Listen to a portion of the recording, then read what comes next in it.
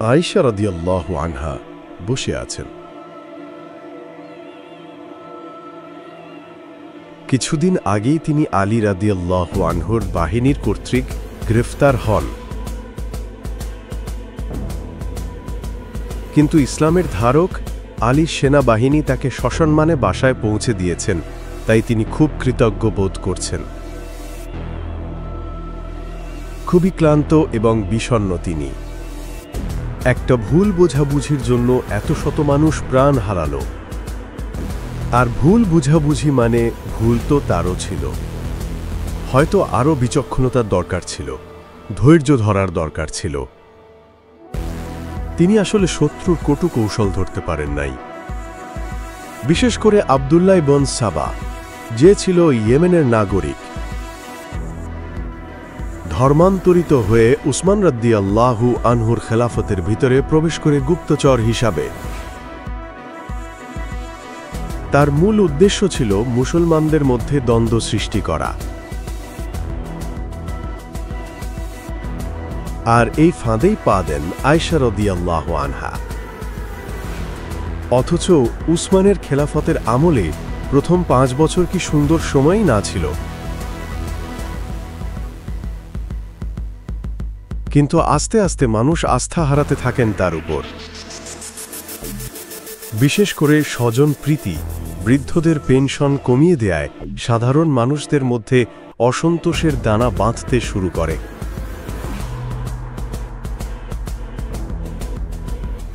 আলী রাদিয়াল্লাহু আনহু উসমান আলা ইসলামের শাসন ব্যবস্থার বেশ কিছু জিনিস পছন্দ করতেন না।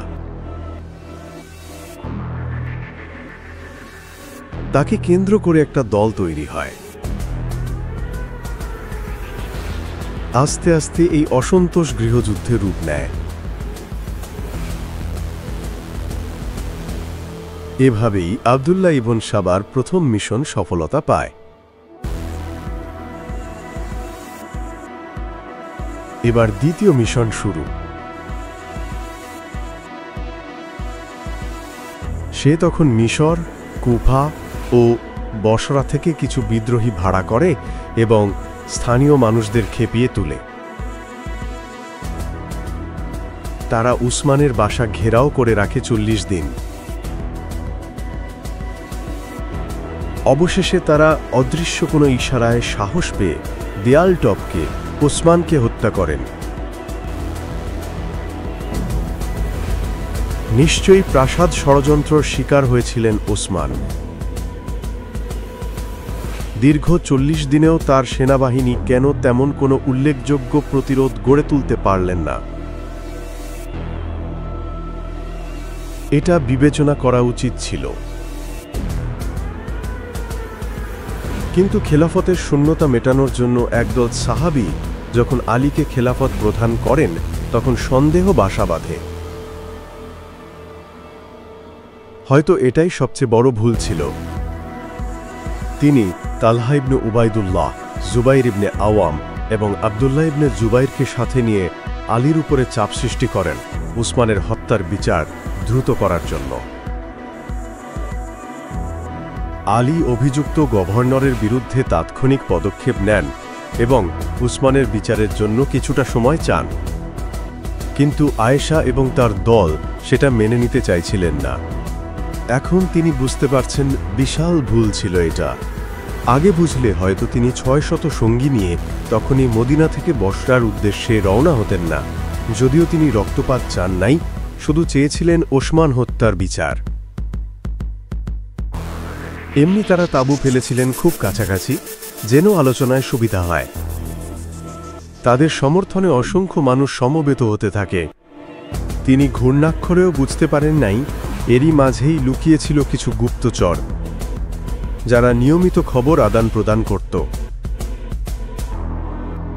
সন্ধ্যায় শুরু হয় আলোচনা, কিন্তু মীমাংসা ছাড়াই শেষ হল সেই আলোচনা পর্ব। দুই দলের মধ্যেই উত্তেজনা ছড়িয়ে পড়ল। দুষ্ট লোকেরা সেই উত্তেজনার আগুনে ঘি ঢালতে থাকল।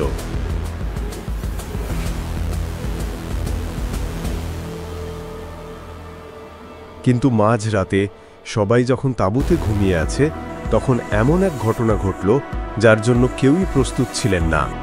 অজানা দুর্বৃত্তরা তাঁবুতে ঢুকে দুই দলের দুজনকে হত্যা করে।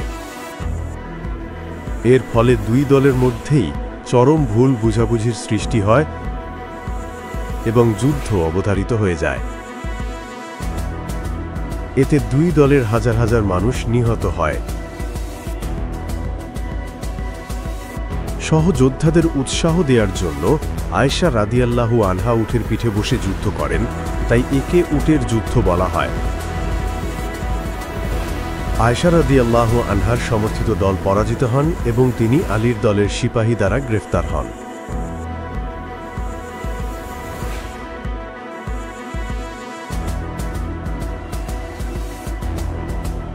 ভুল তো মানুষেরই হয়, সেদিন হয়তো ভুল হয়েছিল, আল্লাহ সবচাইতে ভালো জানেন। তবে আল্লাহ আমাদের যে কোনো অবস্থায় সবুর করার তৌফিক দান করুন। আজকের ভিডিওটা আমরা এখানেই শেষ করছি। ভিডিওটি ভালো লাগলে একটা লাইক দিন আর সাথে থাকতে সাবস্ক্রাইব করুন। দেখা হবে নতুন কোনো ভিডিওতে। আল্লাহ হাফেজ।